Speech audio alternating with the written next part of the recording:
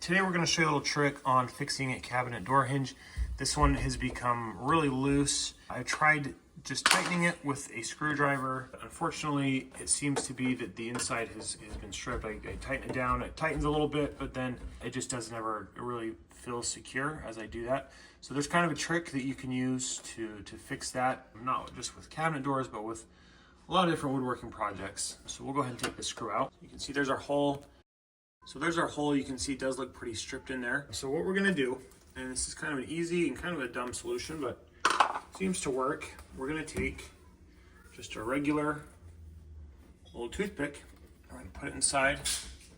Then we're gonna break it off. Some people recommend, if it doesn't work, you use toothpick and glue. We're gonna go with the toothpick today.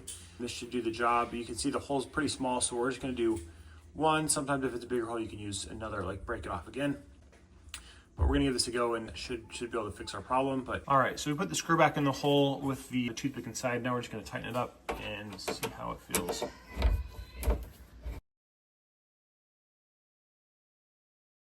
All right, so that's in there now. What we did, we ended up just throwing in another toothpick just because wanted to see if it would feel any different. It definitely feels a little bit more secure. So putting one and then breaking it off and then putting in more and then breaking that off as well.